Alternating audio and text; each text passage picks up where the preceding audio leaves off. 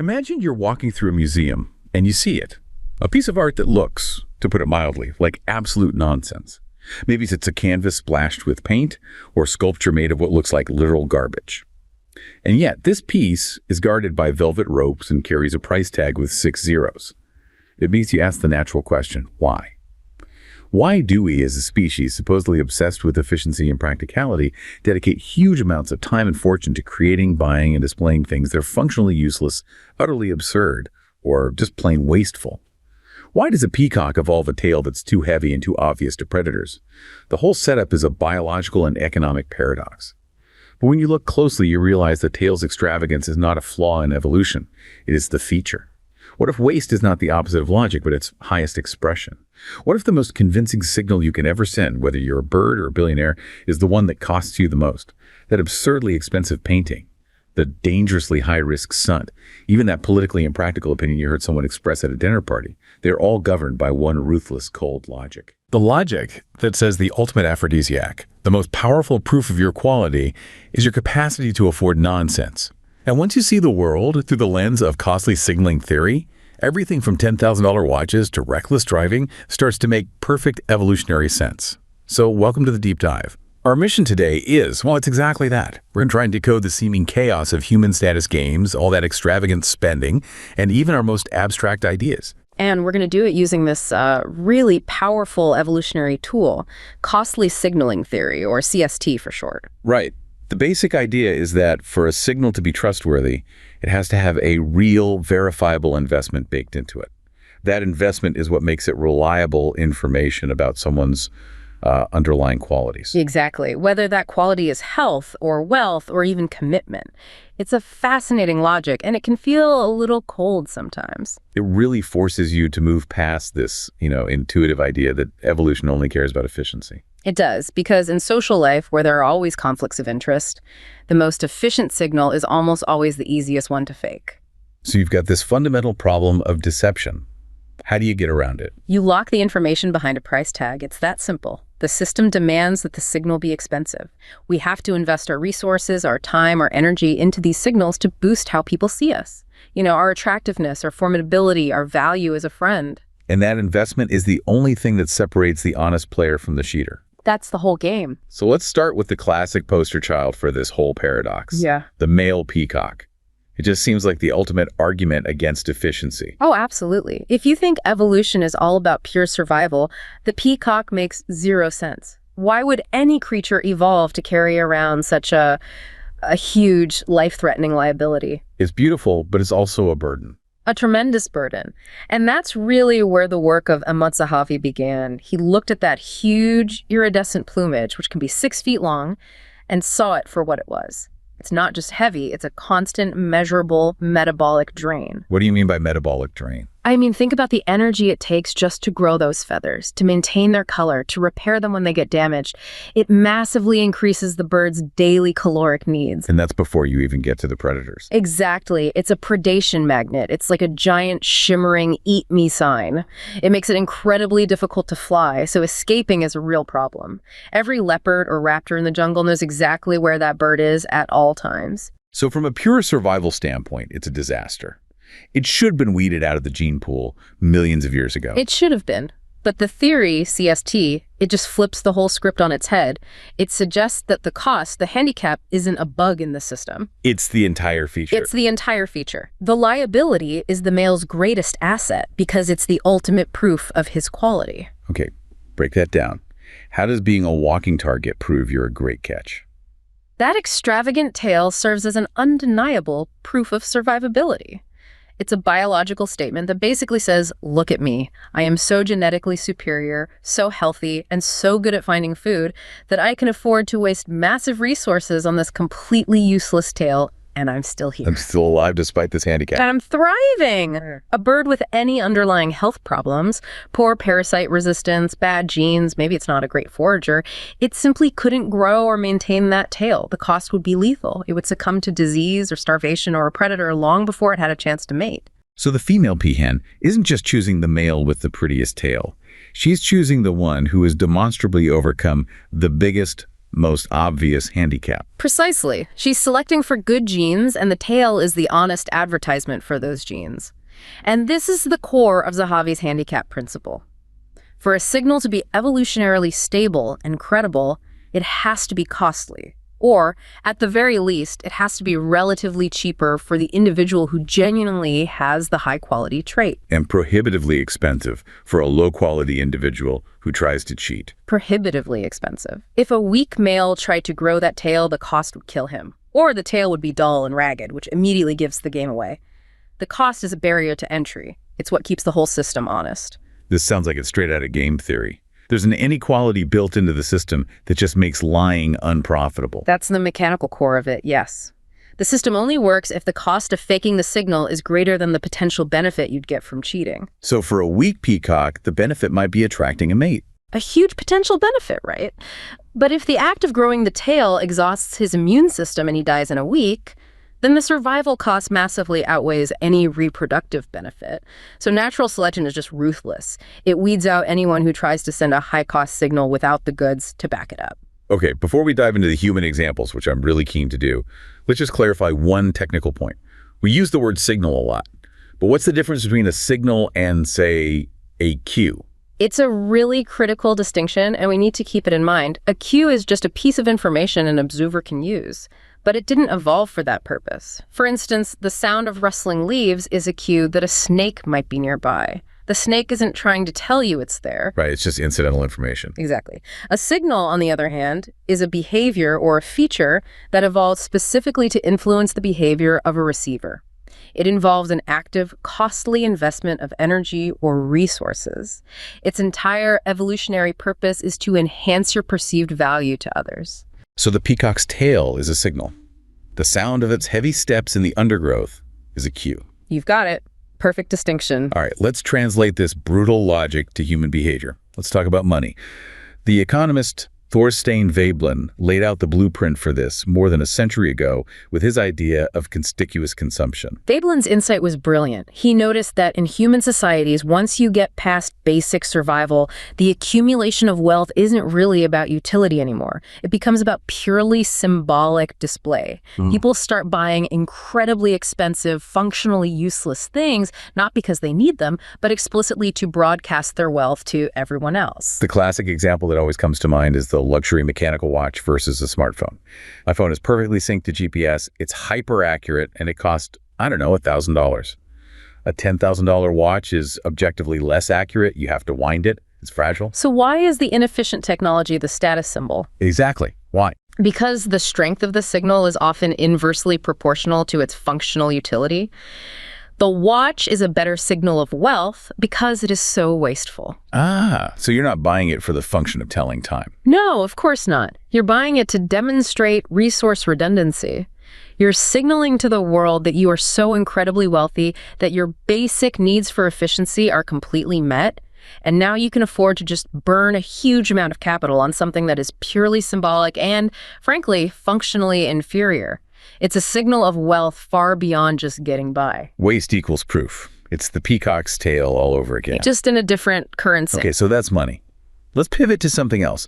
What if you don't have that kind of wealth yet? A lot of young people don't. How do they signal their inherent quality? Well, if waste is the signal, they turn to another kind of cost. Physical risk. High-risk behavior. Absolutely. When you see young individuals, especially young men who historically have the highest reproductive variance trying to advertise their genetic fitness, they often turn to what we call courtship-driven risk-taking. Like reckless driving, extreme sports, maybe even getting into fights. All of the above. It's a very high-stakes, real-time demonstration of their quality.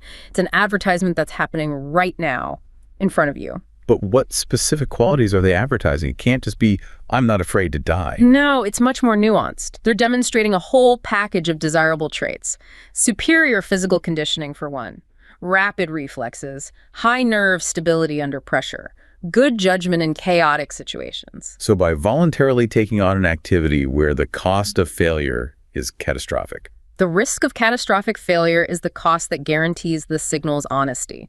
The risk ensures that people who lack those underlying qualities, the slow reflexes, the poor judgment, are going to suffer too much damage if they fail. Or, more likely, they'll just avoid the risk altogether. So if you pull off some dangerous stunt, You've just given everyone irrefutable proof that you have the genetic and physical capital to survive where a less fit person would have failed. Precisely. And it's important to remember, this signal isn't just for potential mates. Taking risks also serves as a warning to your rivals. It signals formidability.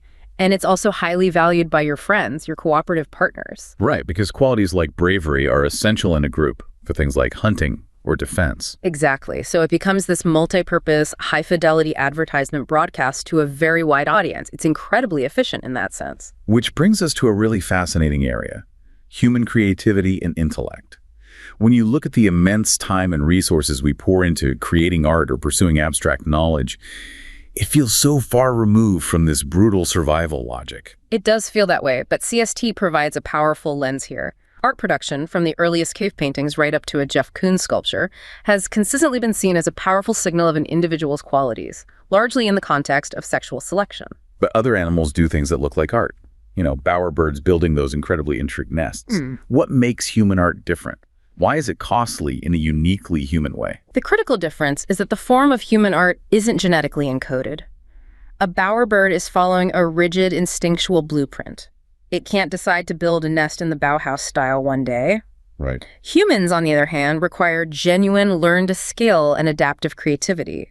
And that's where you get the immense verifiable costs. Okay, let's break down those costs. What is an artist actually investing when they create something? You can really group them into three big expenditures. First, there's the acquisition of specialized skills. This means dedicating years, maybe decades, to training, practice, and mastery.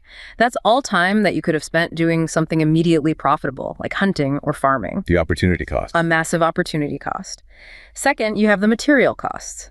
Getting rare pigments, high-quality marble, specialized tools that can be incredibly expensive.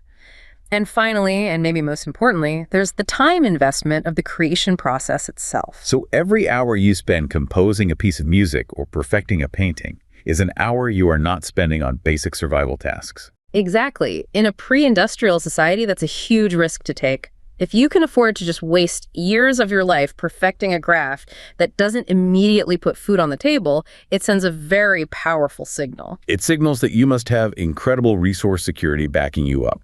You're either a great provider, or you have a family or a patron who is. That's it. So the final piece of art reliably signals this whole package deal. It signals good health, secure access to resources, and crucially, the high cognitive ability you need to master the craft in the first place. And the data seems to bear this out, right? The trait creative and artistic consistently ranks very high in mate preference studies across cultures. It's nearly universal. And other studies have shown a link between, for instance, public artistic displays and having more sexual partners, both for young adults and for professional artists. It's a powerful engine for reproductive success because it broadcasts a whole host of hidden positive traits. Now let's push this to the extreme end of the spectrum.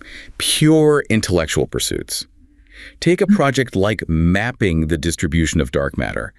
It has no immediate commercial application. It's insanely difficult. It seems like the purest form of evolutionary waste. This is where we get into the ultimate signal of what you could call cognitive surplus. The story of Dr. Ken, the astrophysicist in Beijing, is a perfect example. She spent a decade of her life committed to mapping these distant, abstract structures. That required huge institutional support, immense computational power, and a very unique, high-level kind of intelligence. So what is the actual signal she's sending? Is it just that she's smart? It's more than that. It's a comprehensive signal. Her successful dedication to this completely non-utilitarian project signals two things at once. First, yes, she possesses exceptionally high intellectual fitness and cognitive bandwidth, the ability to grapple with these long-term, abstract problems with no short-term reward is rare. And the second thing? The second thing is her extraordinary resource and institutional security. Only a person who is fundamentally successful and secure in their environment can afford to dedicate their prime working years to purely abstract knowledge. If she were struggling to make ends meet, or if her university was on the brink of collapse, that project would be abandoned for something immediately profitable. So the signal isn't really the map of dark matter itself. The signal is the fact that she was in a position to be able to complete a decade-long project that nobody was going to pay her for directly. Precisely. And that's why institutions love this kind of research. The university elevates its own prestige not because the dark matter map is going to be a bestseller next week, but because the very act of successfully completing such a difficult, non-commercial project signals the quality of the entire institution. It's an honest indicator. Only the cognitively elite and the financially secure can play at that level. And this principle of cost-maintaining honesty, it even applies to internal systems, like academic publishing. There's a huge conflict of interest between an author who wants to get published and a journal that wants to maintain its reputation. Oh, a massive conflict of interest. Authors want to get into the most prestigious journal possible, regardless of their paper's true quality. And the journals want to maintain their reputation for only publishing top-tier work. If there were zero cost to submitting a paper, the top journals would just be flooded with garbage. And the signal of being published in Nature, for example, would become meaningless. It would be totally devalued. So the system has to have costs built in to maintain honesty. And how does it do that? What are the costs? It's all about cost differentiation. The system has evolved costs that are relatively cheap for the honest signaler, the scientist with a genuinely good paper, but prohibitively expensive for the cheater with a low-quality paper. Give me a concrete example of how that works in practice. Okay, so imagine a researcher submits a paper with, let's say, shaky data or a flawed method to a top-tier journal. The review process at that level is famously excruciating. The author might spend 6 months just in the initial review. Then they might face 2 rounds of major revisions that require collecting new data, doing painstaking reanalysis, and writing these long, detailed response letters to the reviewers. That sounds like hundreds of hours of work. It is. Now, for a high-quality paper, that effort is worth it. The data is solid, the argument is sound, and the effort is mostly about clarification and defense. But for the low-quality paper, that time commitment, 6 months, maybe a year, defending a poorly constructed argument, is prohibitively wasteful. That's time you could have spent doing legitimate work that would get published easily somewhere else. So the immense non-monetary time investment in the peer review process itself acts as the filter. It's the honest signal. It filters out the people who just can't sustain the effort required to defend quality work because they don't have it. The moment you introduce cost, though, you inevitably get an arms race. And in our modern mass-market world, those traditional Veblen signals, the flashy watch, the expensive car, they've become so much easier to counterfeit. They've become very noisy, as a signaling theorist would say. The minute a luxury good becomes accessible to the middle class, or you can just rent it for an Instagram photo, the truly savvy status seeker has to move on. You see it everywhere. People trying to fake these signals without bearing the true cost. Cosmetic surgery to fake good genes, buying counterfeit bags. Renting a Lamborghini for a weekend. These are all attempts to mimic high-cost signals, and they force the system to evolve and become more sophisticated. So where does the affluent class go when their signals get devalued? They shift from conspicuous to inconspicuous consumption. Exactly. They stop relying on the flashy, easily photographed objects, and they move their wasteful spending into things that are much, much harder to fake. Things that often require sustained, even intergenerational investment. So this is spending on things like elite private education for their kids, or expensive but very subtle tailored clothing. Right. Or organic food, specialized health treatments, immersive cultural activities that you need a specific kind of knowledge to even appreciate. It's a pivot. You're essentially converting your raw economic capital into something that's not disposable, what sociologists call cultural capital. Mm-hmm. But is that really waste? Mm-hmm. Or does it have a real utility in certain circles? And that's the key. It might be functionally useless for pure survival-knowing, obscure 19th century opera isn't going to help you in a famine. But it has immense utility in elite social environments where access and status are the real currency. So investing in that cultural capital gives you the nuanced knowledge, the special vocabulary, the refined taste. The social grace to navigate the elite social ladder. And, crucially, it helps you secure generational advantages for your children. That kind of embedded knowledge confers real social mobility that a mass-produced luxury handbag just can't. So we move from what you have to something much more deeply ingrained, to what we can call deep signals. A deep signal is a cost-integrated signal. It's something that requires a sustained, non-monetizable investment over years and years of effort and upbringing. You can't fake it because you can't rush it. The signal moves from your superficial possessions to the very fabric of what you are. The example of Dr. Alistair Finch, The professor specializing in obscure 19th century Flemish literature really stands out here. His status is protected by the sheer effort required to get that knowledge. His taste is the signal. Look, anyone with money can go out and buy a first edition of a famous author. But Dr. Finch demonstrates his status through his ability to discern the subtle stylistic differences between two completely niche poets that almost nobody has ever heard of. Which is functionally useless in the marketplace. Completely useless, but it signals the immense non-monetizable investment required to acquire that knowledge. It signals that he has had the resource security and the intellectual horsepower to spend years cultivating knowledge that has absolutely no commercial value. The cost is a perfect gatekeeper. A newcomer can't just buy that kind of refined taste. You can't just mimic a nuanced critique that's built on decades of immersion. That's the evolutionary arms race in full swing. When the material signals fail because they're too easy to copy, the system demands embedded, internal proof. The wasteful pursuit of refined, obscure knowledge becomes, paradoxically, one of the most effective and honest indicators of elite status. And this idea of embedded honesty, it's not just in intellectual pursuits. It's found in our own physical traits, especially things we can't consciously control, like the pitch of our voice. Indeed. Certain physical traits act as these hard-to-fake, deep signals of our underlying quality. The low voice pitch and facial masculinity in men are great examples. Both of those traits are very closely linked to testosterone exposure during development. And high testosterone comes with a physiological trade-off, right? It does. Investing heavily in those testosterone-driven qualities, like a strong jawline or thick vocal cords, carries significant costs. It can mean a higher metabolic rate, and there's evidence it can suppress parts of the immune system. So the theory is that only high-quality males can really afford to bear those costs and still thrive. The resulting low voice and facial structure are therefore honest indicators of genetic and physical resilience. But the honesty mechanism for the voice goes even deeper. You mentioned the autonomic nervous system. How does that make your voice pitch such a reliable signal of, say, confidence or formidability? This is fascinating. When you experience stress or fear, the classic fight-or-flight response, your autonomic nervous system kicks in.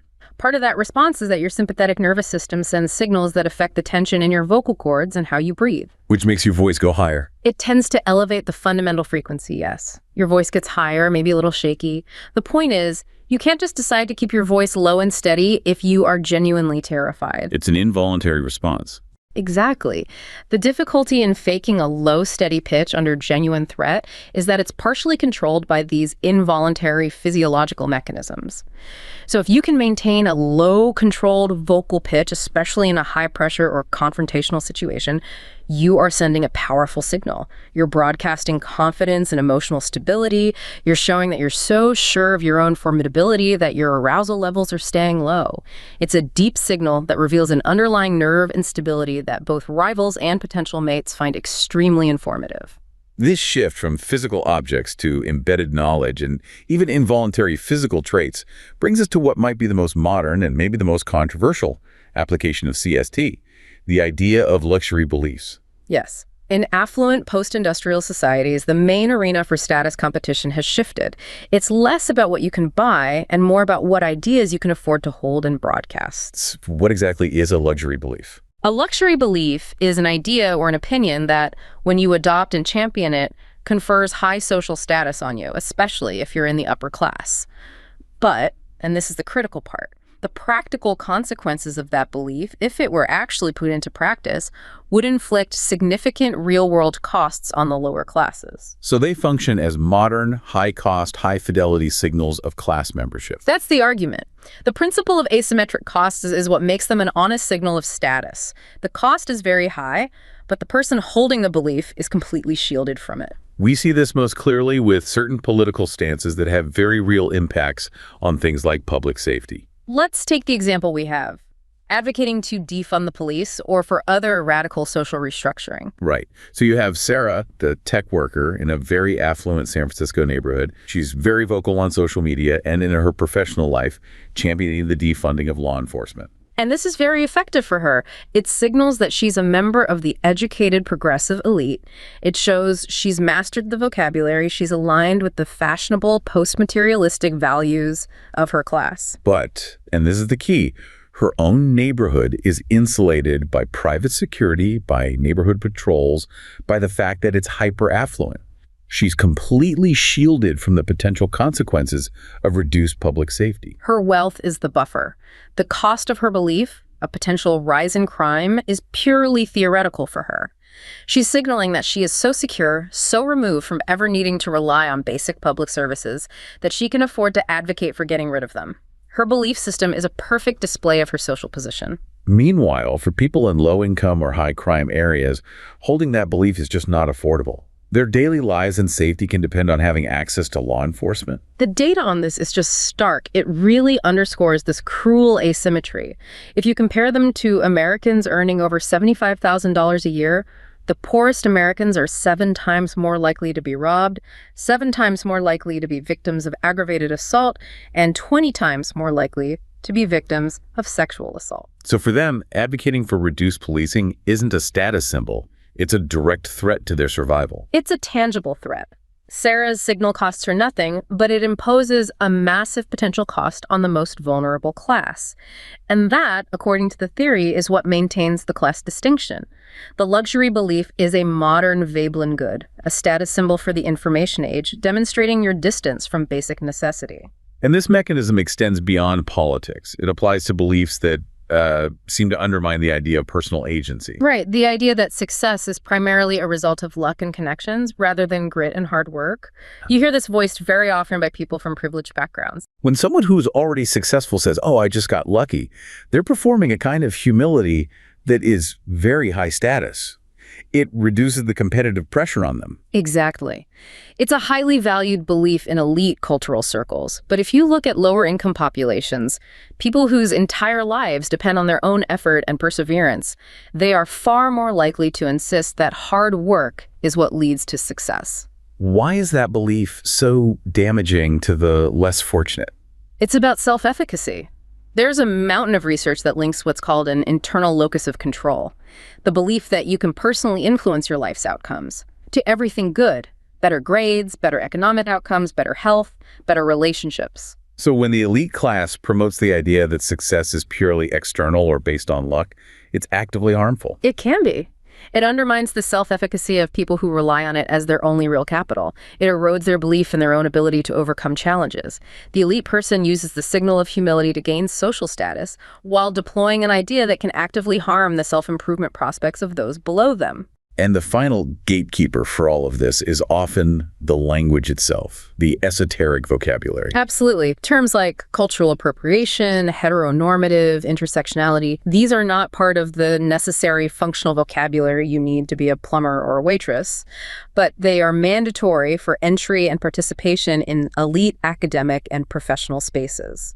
So it signals your level of education, but maybe more importantly, it signals the sheer amount of time you had available to acquire that vocabulary. That's the real cost. People in the working class are busy with immediate material problems, paying rent, finding childcare, holding down a job.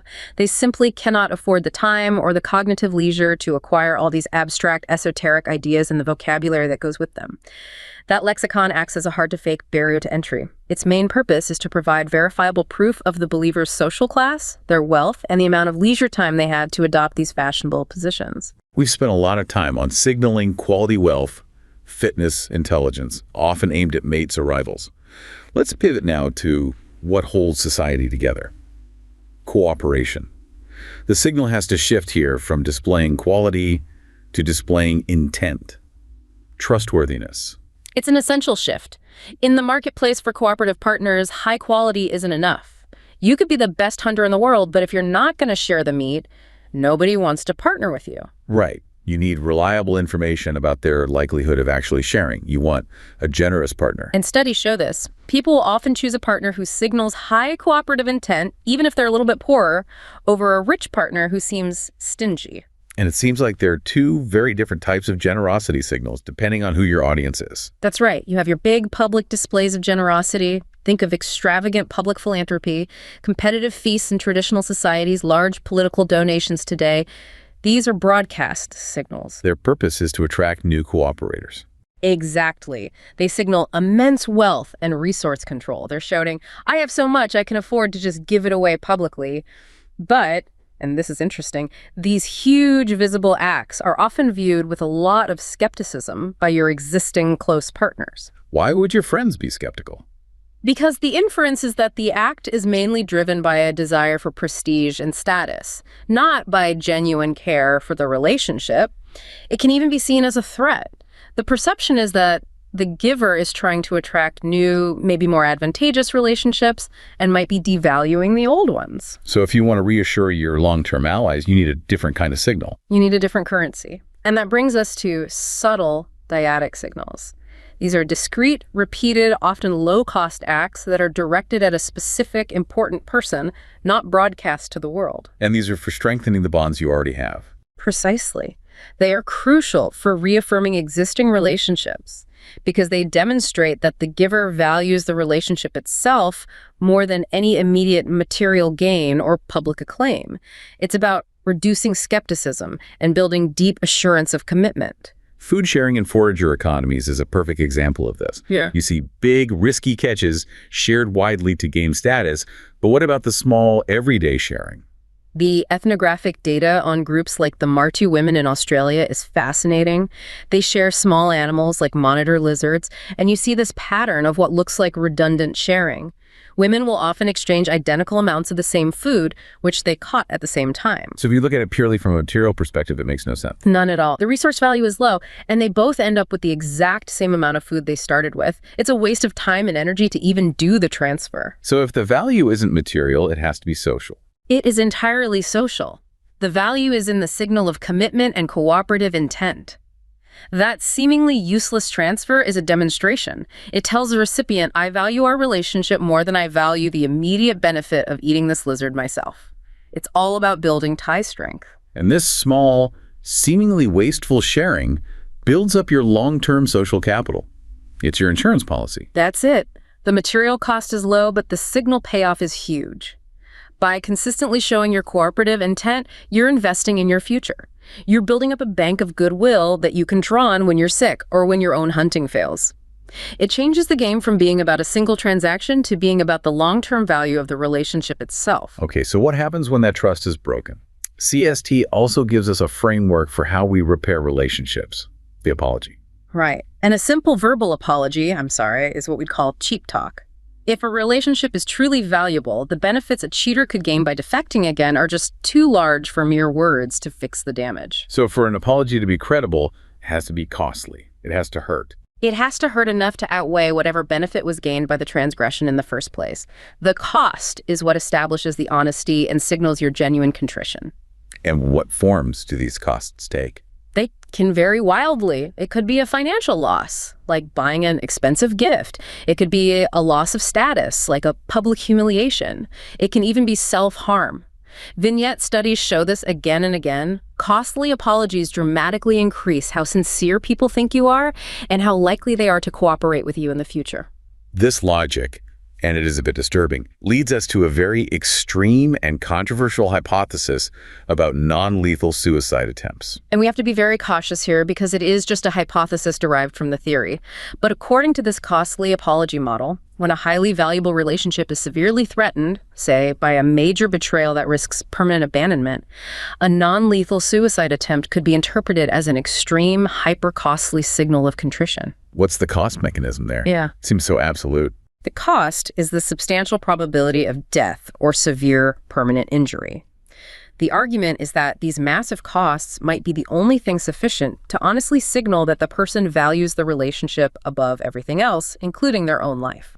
Because the potential payoff for the partner of just abandoning the relationship is so large, they avoid a future cheater. A less costly signal might not be enough to change their mind. The attempt signals a level of desperation that forces the partner to reevaluate the sincerity of the commitment. We've looked at signaling quality and signaling commitment. Let's flip the coin one last time and look at signaling need, vulnerability. Right. And these signals have a different target. They're not for attracting new partners or scaring off rivals. They're aimed at your existing cooperators, the people who are already motivated to help you, as long as they believe your need is genuine. So the main challenge here is, again, honesty, avoiding manipulation. Exactly. The CST model suggests that signals of need have to be costly enough that a faker just can't afford to display them for very long.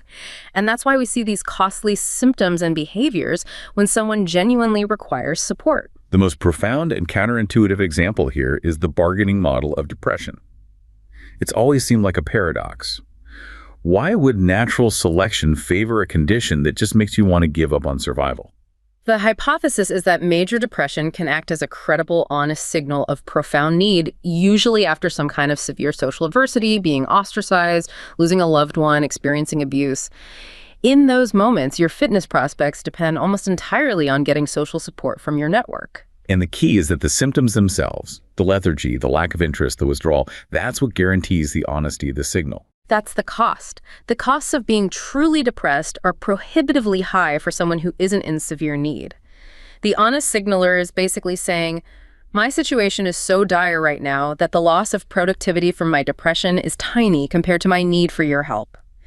If your life is otherwise going fine, you simply can't afford to fake that complete shutdown.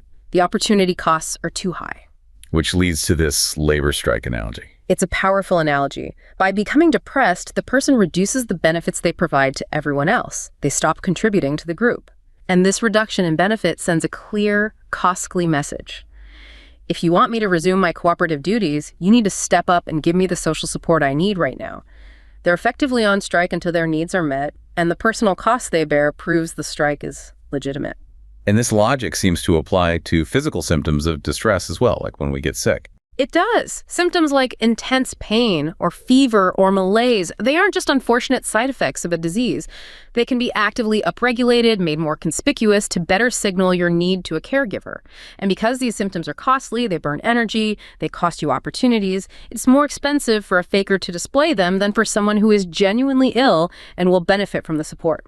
And the idea that symptoms go down once you get support, that seems to connect to the signaling theory of the placebo effect. It's a strong parallel. If you believe a treatment is going to work and you're getting care and support from someone, then the signaling function has been achieved. Your body can then afford to downregulate the energy it's spending on displaying those costly symptoms. This helps explain why placebo responses are so sensitive to the attitude and perceived commitment of the doctor or caregiver. They are the target of the signal. Finally, let's touch on crying. It's one of our most universal signals of need, but its function seems to change over our lives. Infant crying is the classic signal of need for attention, food, or protection. The main cost there is energetic. And that cost is crucial because it helps parents navigate this inherent conflict over where to allocate their limited resources. The intensity and duration of the cry is an honest signal of the infant's genuine need. But for adults, the energy cost of crying is pretty low. The social costs, however, seem to go way up. Exactly. Adult crying is metabolically cheap, but the costs are primarily social and physiological. Crying in front of others can lead to a temporary loss of reputation. It can signal emotional instability. And physiologically, the tears literally impede your vision, making you more vulnerable to threats, so the cost shifts to reputation and vulnerability. And yet, despite those costs, it often works. It elicits help. It works because it's a reliable signal of extreme emotional distress. But what's really telling is that research consistently shows that adults only report feeling better after crying if they receive meaningful social support. Crying alone doesn't do it. Crying alone tends not to improve your mood, which is perfectly consistent with the idea that the primary function of adult crying is social. It's to signal your need and get help, not just to regulate your own emotions. This has been an absolutely fascinating deep dive. We started out just questioning the velvet ropes around some absurd piece of modern art, and we've ended up decoding this profound and, often uncomfortable evolutionary logic that governs so much of our social lives. It really is a powerful lens. It seems like whether you're a peacock investing in a tale that might get you killed, or an astrophysicist investing years in a non-commercial theory, or an elite person adopting a politically risky opinion, the most convincing signal is always the one that forces you to bear a real, verifiable cost. Absolutely. I think if there's one critical takeaway, it's that human civilization isn't just a rational quest for efficiency. It's a vast, continuous, and incredibly subtle competition of signals. We are constantly and often unconsciously evaluating the reliability of the information we get from people around us. And the deepest truths about a person's qualities, their health, their wealth, their intelligence, and their commitment to you are often encoded not in their most efficient behaviors, but in their most extravagant, their most seemingly irrational, and their most costly wastes. The capacity to afford nonsense. In one form or another, it's the highest form of evolutionary advertisement, and it governs far, far more of our lives than we realize.